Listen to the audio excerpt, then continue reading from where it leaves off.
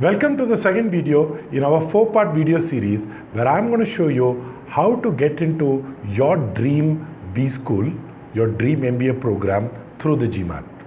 And I want to thank you at the very outset for all the positive comments that you have given, and I have got a lot of emails where people have told me that this is exactly what they are looking for in 2018. Right? My name is Arun. I'm the founder of Crackverbal, and in the last, over a decade, I've had an opportunity to work with so many students.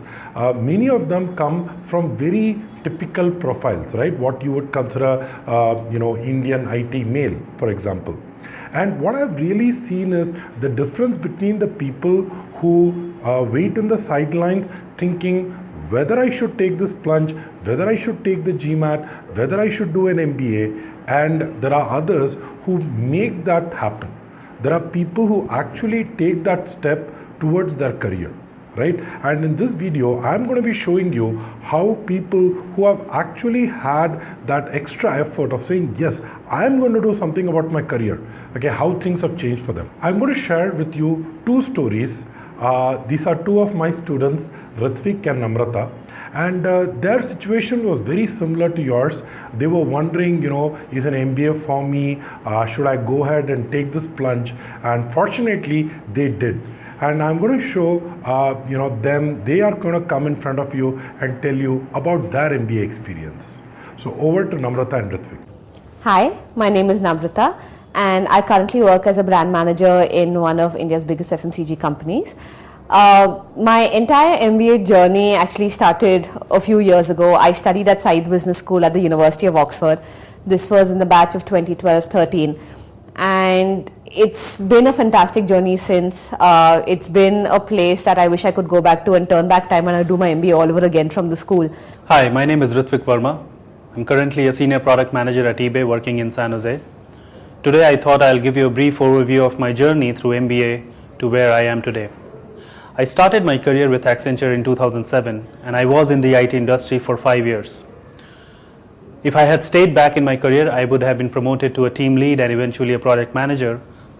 But my primary motivation to move to a different industry and do my MBA was because I was excited about the emerging technologies and a career in tech leadership. But like many of you watching the video, I was not sure about my chances of cracking it into a top B school. And of course, to do this, there have been many people who've helped me along the way. So starting with, of course, you had the big GMAT. That's always the first thing that you need to crack in your journey for the MBA. And I have Crackverbal to thank for it because I struggled through my scores. I'm not the best test taker. And working with Arun and working with Shrikala really helped in that entire journey of getting a GMAT score right that actually helped me go to university that I really aspired to go to. But I started where it mattered the most, the GMAT. I started my preparation with GMAT first because I knew that GMAT is an extremely important component of MBA application. But if you think realistically, a lot of Indian aspirants have similar profile, and GMAT can be the deciding factor. It can place you into A League, or it can jeopardize the chances of your MBA applications. I highly recommend everybody applying for MBA to prepare well for GMAT and give it your best shot, because GMAT does not only play a role in your MBA application, but even in placements during your B school applications and placements for different jobs, it plays a role. So I highly recommend it. Now, why did I want to do an MBA? Is because I was looking to make a career switch. I was a typical engineer with a techie background, but my passion rested in marketing. I managed to crack a pretty decent score to get into the school. And since then, it's been really fantastic. The MBA opens many, many doors for you. One specific incident that really got me excited was meeting Bill Green, who was a former CEO of Accenture. He was the CEO when I joined Accenture straight out of college. So just imagine you or somebody else joining Oracle straight out of college and talking to Larry Ellison in 6 years. That kind of experiences gives you amazing confidence and self-belief. And that's how B School prepares you for a journey of 20-25 years after you graduate of your MBA school. I really wondered whether it was worth the investment or not. If I could, I would do it all over again. I know many of my classmates feel exactly the same way because we still talk about the experiences that we had at the business school with the same amount of passion and joy and excitement. After my MBA, I joined eBay as a product manager, and I'm currently working there. MBA has really prepared me for this career because the whole idea of an MBA program is to prepare you for a career of a CEO in any company. So that's what my entire MBA journey has been like. It was a great stepping stone in following the career that I want. So after the MBA, I actually got the break I wanted. And a big way of doing that was the brand name that came along with the university I studied at. So the minute you study at a very good school, you get a really good brand name associated with your business school. Many doors and conversations open up when you're networking and when you're looking for opportunities, and you're able to say, hey, I went to a Harvard, I went to a Wharton, I went to a University of Oxford, and people want to listen to you because you're immediately thought of as that group of people who come with new ideas, newer thought, world thought, globalized thought, and can actually add a lot more value to companies.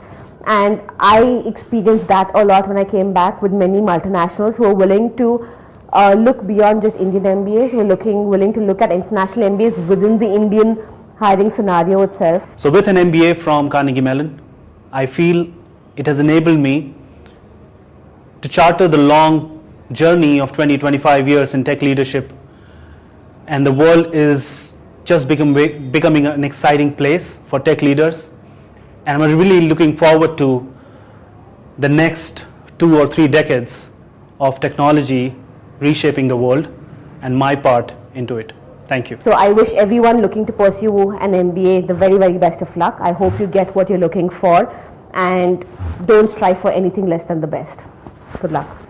So I hope you liked what you saw, Ritvik and Namrata sharing their stories. And one thing about people who have done their MBA is they always have the story. They tell people, how I was so fortunate to have made this decision.